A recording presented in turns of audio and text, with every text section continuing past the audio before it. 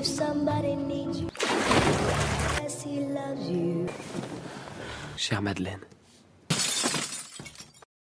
Movie की शुरुआत में हम देखते हैं कि लुइस एक बहुत ही खूबसूरत लड़की है जो मैजिशियन के असिस्टेंट के रूप में काम करती है। वो उसके चार्म से प्यार करने लग जाती है और वैसे ही वो मैजिशियन उसकी खूबसूरती से।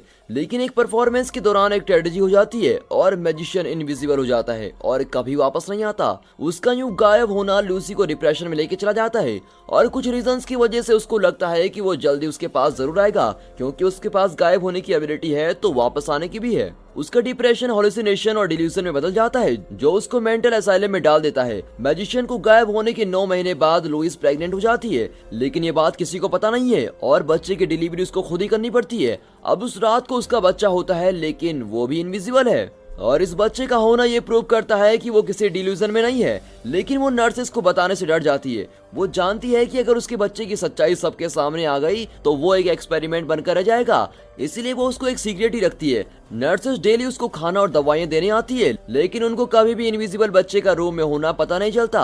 अब लुइस उसका नाम एंजल रखती है। वो उसकी बहुत केयर करती है और उसको नॉर्मल बच्चों की तरह ही बड़ा करती है। हम देखते हैं कि वो उसकी पीठ थपथपाती है, उसको फीड देती है, उसको बोलना और खाना सिखाती है। जब वो थोड़ा बड़ा हो जाता है तो वो उसको चौक से दीवार पर लिखना सिखाती है। एंजल को लुइस के पुराने कपड़ों और शूज के साथ खेलना बहुत ही पसंद है। बस यही तरीका है जिससे वो खुद को मिरर में आधा देख सकता है। हर रात को लुइस उसको अपने बचपन की कहानियां सुनाती है, कैसे वो जंगल में एक कैबिन में रहते थे जो उसके पापा ने खरीदा था और छुट्टियों में वो ट्रेन से लेक पर जाते थे। वो लूसी की पूरी दुनिया में फेवरेट प्लेस है और वो ये उम्मीद रखती है कि उसका बेटा भी एक दिन वो जगह जरूर देख पाएगा। वो उसको स्विमिंग भी सिखाना चाहती है, लेकिन वो अपने बच्चे को बाहर ले जाने से डरती है। उसके बर्थडेज पर लुइस ब्रेड के दोनों साइड पेजेस के रोल बनाकर जलाती है जिससे वो केक जैसा लगे। अब जैसे जैसे साल बीतते गए एंजल 10 साल का हो गया है, लेकिन अभी तक वो अपनी इनविजिबिलिटी से बाहर नहीं आया और जैसे जैसे वो बड़ा हो रहा है वैसे वैसे उसको चीजों को जानने का इंटरेस्ट बढ़ता जा रहा है।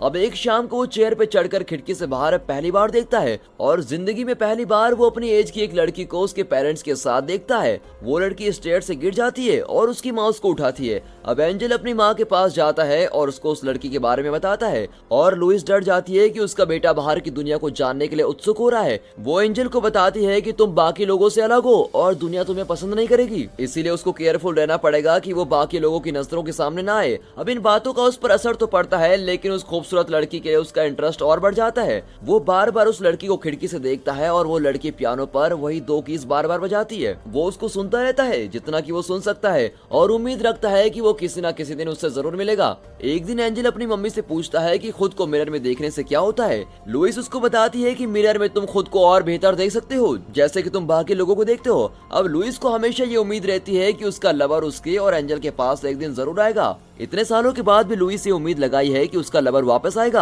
आप लोगों को क्या लगता है, वो वापस आएगा या नहीं? आप कमेंट्स में हमें जरूर बताइएगा। अब काफी सालों के इंतजार के बाद वो डीप डिप्रेशन में चले जाती है। वो आजकल काफी कम बात करती है। जब वो अपने बेटे को खुद से दूर रखती है तो वो बहुत अकेला हो जाता है और अपना पूरा दिन वो ड्राइंग करते हुए निकाल देता है। वो खूबसूरत लड़की उसको सीधे अपने गार्डन से देखती है और एंजल नर्वस हो जाता है और अपनी मम्मी के पास दौड़ते हुए आता है, लेकिन वो बिना कुछ कहे उससे मुंह फेर लेती है। बाद में नर्सेस आती हैं और वो वहाँ से बाहर जाती हैं और इसी बीच एंजल को बाहर जाने का मौका मिल जाता है। वो अपनी जिंदगी में पहली बार कोल्ड मार्बल की जगह ग्रास पर चलता है और थोड़ी देर बाद वो उस लड़की के बिल्कुल सामने आकर खड़ा हो जाता है जो झूले पर खेल रही होती है। वो लड़की उसको महसूस कर लेती है और उसको पास आने को बोलती है। अब एंजल हैरान रह जाता है और उससे पूछता है कि तुम मुझे देख सकती हो क्या? फिर उसे पता चलता है कि वो तो ब्लाइंड है और उसकी स्मेलिंग और टचिंग सेंस बहुत ही ज्यादा अच्छी है, इसलिए उसने उसको अपने पास महसूस कर लिया है। हमें लगता है कि हमारी लाइफ में ही इतनी प्रॉब्लम्स हैं, लेकिन जो लोग किसी डिसेबिलिटी का शिकार होते हैं वो भी अपनी जिंदगी खुशी खुशी जीते हैं। तो हमें भी अपनी लाइफ में ज्यादा स्ट्रेस नहीं लेना चाहिए। हम जो जी रहे हैं वही जिंदगी है।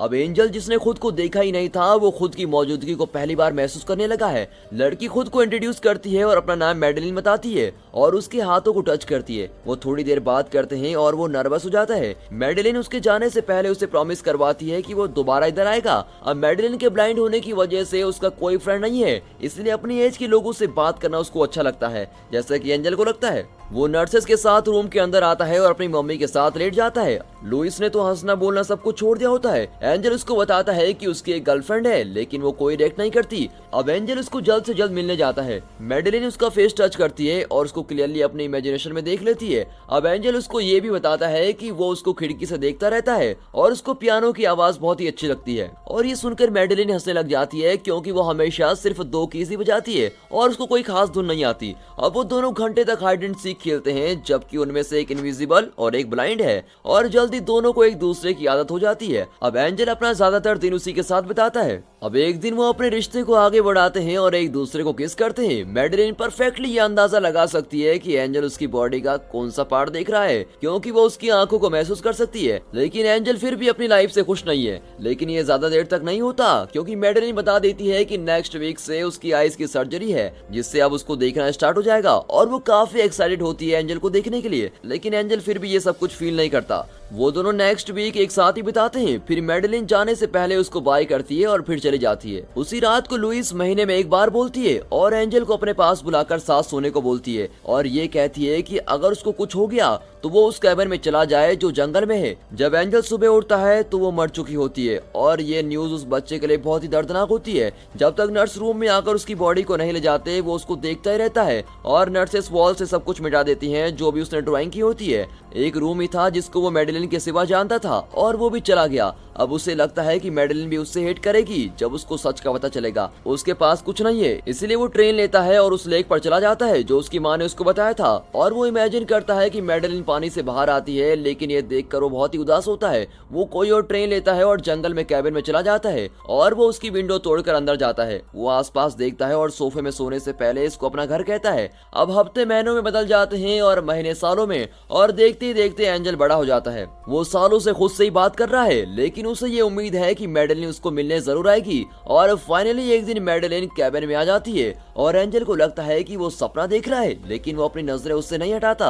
वो उसके सामने खड़ा है, लेकिन मैडेलिन उसको देख नहीं पाती। फिर मैडेलिन 2 दिनों तक टाउन के आसपास एंजल के बारे में पूछती है और ये मालूम होता है कि जब से वो हॉस्पिटल से वापस आई है वो एंजल को तब से ढूंढ रही है। मैडेलिन को उसकी माँ के बारे में पता चलता है, लेकिन असाइलम के पास एंजल का कोई रिकॉर्ड नहीं है और इसीलिए वो लुइस के बारे में पता लगाती है और उसको उस कैबिन का पता चल जाता है। उसी दिन वो लुइस की कब्र पर जाती है और एंजल के लिए एक लेटर छोड़ देती है और उस लेटर में वो उसको अपने पास बुलाने को कहती है। अब एंजल उसको फॉलो करता है और उसी के साथ घर में चला जाता है। लेकिन मैडेलिन को फिर भी ये महसूस होता है कि वो उसको देख रहा है, जैसे कि कुछ सालों पहले उसको महसूस होता था। लेकिन उसको लगता है ये सच नहीं है। अब उसको एंजल के लिखे लेटर्स मिलते हैं जिनमें वो लिखता है कि वो भी उसको उतना ही मिस करता है जितना कि वो करती है, लेकिन वो उसको तभी मिलेगा अगर वो उसको प्रॉमिस करे कि वो अपनी आंख बंद रखेगी। और वो दोनों जंगल में मिलते हैं और प्रॉमिस के मुताबिक मैडेलिन की आईज बंद होती है और वो एक साथ घर वापस आते हैं और एक दूसरे के साथ लेट जाते हैं। मैडेलिन उसके फेस को महसूस करती है और उसके सेंट की खुशबू को सूंघती है और सब बातें याद करती है। उसका सेंट पहले से थोड़ा चेंज हो गया है, लेकिन फिर भी वो उसको पहचान लेती है।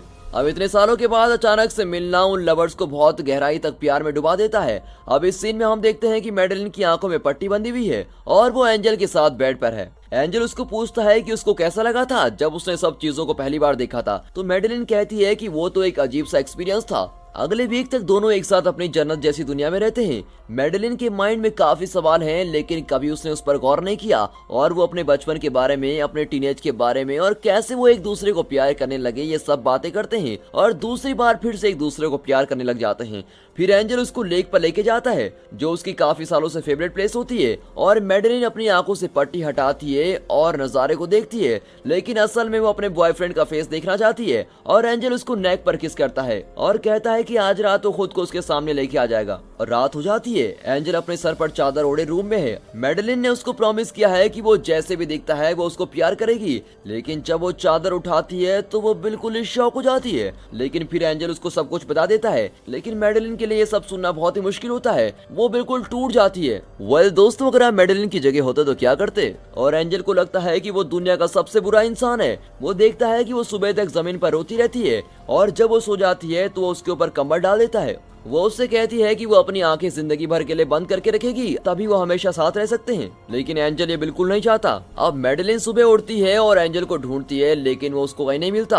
अब उसको एक नोट मिलता है जिसमें लिखा होता है कि वो हमेशा के लिए उसको छोड़ के जा रहा है और कहता है कि वो मैडेलिन को हमेशा ऐसा ही प्यार करता रहेगा। अब मैडेलिन ये पढ़कर बहुत रोती है और फाइनली अपने बैग पैक करके यहाँ से जाने के लिए रेडी हो जाती है। लेकिन तभी वो अपने चेस्ट पर कुछ फील करती है और न जाने तभी उसको क्या एहसास होता है कि एंजल कहाँ है, और वो आंखें बंद करती है और वो उसके सैंड को ढूंढने लग जाती है और फिर उसे पता चलता है कि वो लेक पर है। अब इस सीन में हम देखते हैं कि मैडेलिन लेक के किनारे पर है और वो उसको बुलाती है। वो उसके सैंड की स्मेल से जानती है कि एंजल उसके आसपास ही है, लेकिन एंजल उससे बात नहीं करता। अब एकदम पानी की आवाज आती है और एंजल एक्सीडेंटली लेक में गिर जाता है, लेकिन उसको स्विमिंग भी नहीं आती और मैडेलिन उसके पीछे लेक में जंप कर देती है, जबकि वो उसको देख भी नहीं पाती और पागलों की तरह उसको ढूंढ रही होती है। लेकिन जब वो पानी में बुलबुले देखती है तो वो उसको किनारे पे लेके आती है और उसको होश में लाने के बाद CPR देती है और मैडेलिन कहती है कि अब ये मिस्ट्री खत्म हो चुकी है और इस पल के बाद से वो हमेशा एक साथ रहेंगे। वो प्रॉमिस करती है कि वो उसको खुली आंखों से देखना शुरू करेगी, जैसे कि वो बंद आंखों से देखती थी। अब इस सीन में हम देखते हैं कि वो दोनों एक साथ होते हैं। वो एक दूसरे के साथ खेलते हैं, लड़ते हैं और बातें करते हैं जैसे कि नॉर्मल कपल किया करते हैं। और कभी कभी मैडेलिन एंजल पर मेकअप करती है और वो दोनों उसको देखकर बहुत ही हंसते हैं और फाइनली मैडेलिन प्रेग्नेंट हो जाती है और उनका एक विजिबल बच्चा होता है। और फिर वो अपना एक मैजिक शो खोलते हैं जो बहुत हिट होता है और एंड में हम देखते हैं कि वो दोनों एक साथ स्विमिंग कर रहे होते हैं। और दोस्तों यहाँ पर ये मूवी खत्म हो जाती है एंड